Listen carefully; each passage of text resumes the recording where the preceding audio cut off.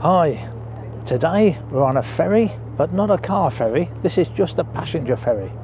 And where are we going? Well, that's Penzance over there in Cornwall.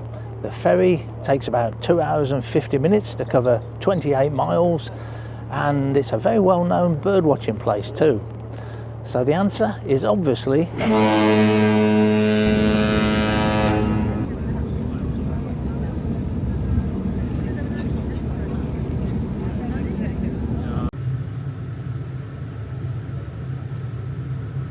I've arrived and I'm on St Mary's Island at the Isles of Scilly. Now, I've been here before, but it was a long time ago in the days of film.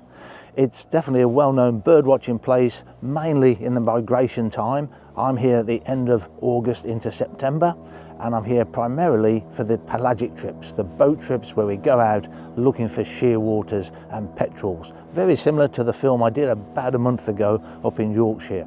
But I'm hoping this will be more prolific in terms of species. St Mary's is the largest and central island, but it's just a short boat trip across to all of the others, and there are regular boat trips making those crossings. The quayside at St Mary's is very small, so it's not difficult to find the boat you're looking for, and it's rather given away by a large crowd of photographers and birdwatchers. These boat trips are very popular, so they can be fully booked, so it was well worthwhile buying your ticket in advance, online. The number of people on the boat varied. You can see it's a large boat, but the first day, about 40 customers, and then it slowly reduced. There was less people Saturday, then Sunday, and on the final day, the Monday, there was only about 14 of us.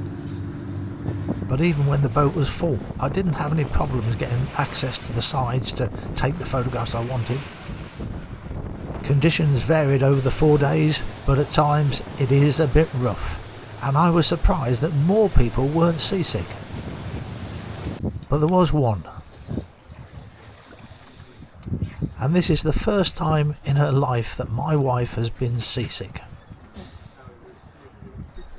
Standing up to take photographs is not always possible, but when the sea is not at its worst, you can do it. It makes it easier to pan and follow the birds. There's always seagulls around, but on the whole, I ignored them because I wanted to concentrate on the shearwaters. And there's no shortage of shearwaters. This is a mixture of great shearwater and Manx shearwater.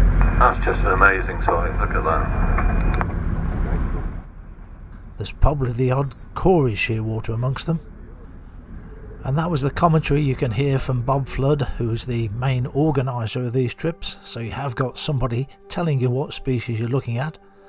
Manx shearwater, this one was probably the one I was the most interested in, but it is the commonest one, and for the bird watchers on board the boat, they're far more interested in the great shearwater and the Cory shearwater. None of these pictures are cropped, by the way, the birds came close enough.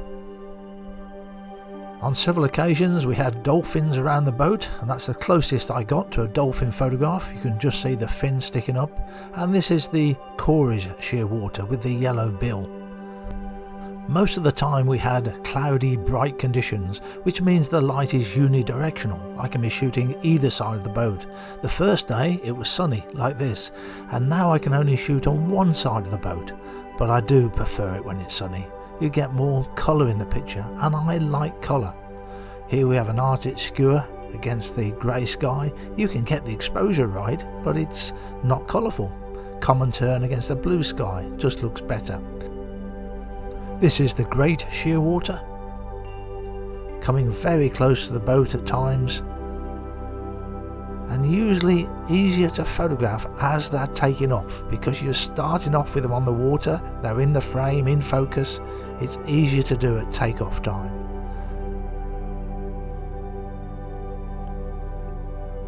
I like them when they're close to the waves as well, just skimming the surface, rather than up in the air. But of course you're going to take them every which way.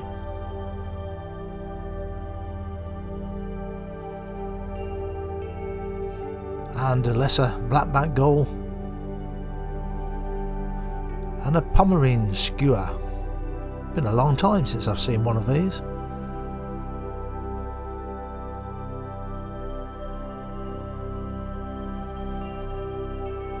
On the Friday and the Monday evening boat trips you stay out late, in fact till sunset. You're way out at sea once the sun has set, so then you've got a long ride back in the dark. And by the time you get to the harbour, it's completely dark.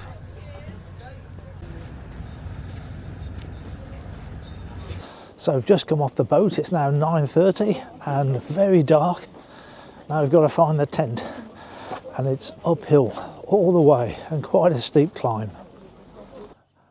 Because I booked this trip up at the last minute, all the cheaper accommodation had gone, so we've ended up in a tent on the campsite. But we've rented the tent. It's a large frame tent and it's already erected when you get here. You don't have to put this up. It's very, very spacious in there. There's no shortage of room at all. But there is a shortage of electricity. We haven't got any. So we have to go to the reception. I've been there twice so far to charge my laptop up. They charge you to do that. About 50 pence, I think it was, for the laptop. And then there's a tiny little locker designed for putting mobile phones in with a lock on them to charge those up as well. So I've been doing that. I've had a locker rented. It just means you're going backwards and forwards, charging up the various batteries you've got for different devices. I'm waiting for the boat now on the fourth and final day. There's rain clouds up there. I'm just hoping they keep off for a while. There's no doubt about it. Photographing shearwaters in flight at sea is at the difficult end of the scale when it comes to bird in flight photography. First of all, you've got these birds low above the sea itself. There's waves breaking around them. If it wasn't for the subject detection, I'm sure normal autofocus would keep jumping onto the splashes in the waves. But that tends not to happen.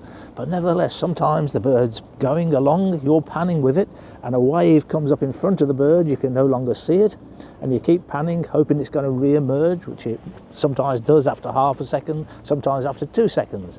And then there's a wave comes underneath the bird, which forces the bird to fly up.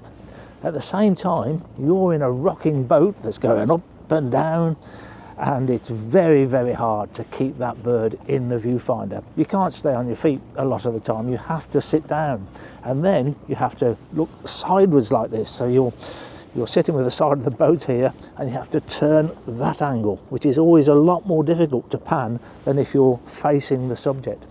So it's very difficult to do. And I always wonder at times like this, which camera system does actually have the best autofocus? Now I'm going to assume there's lots of strong opinions about this, but I'm going to make the point that personally I have no idea which camera has the best autofocus, and I don't think anybody else does either. And the reason for this is nobody has ever had the opportunity to test out all the different brands of camera at the same time. You would need to have a very experienced bird in flight photographer, someone who specialises in doing just this. And that photographer would have to be very technically minded, because they've suddenly got to learn all the options and parameters on Fuji, Canon, Sony cameras, Nikon, OM cameras. That's a very difficult thing to do. And then you need to be in a place like this with all the top of the range gear. You've got to have the latest camera body from each of those brands and a big telephoto lens too. And then you've got to go out on this boat every day. It only runs 4 days a week, so you'd be here for weeks to be able to comprehensively test all of those cameras out. That situation's never happened, and it's never likely to happen either.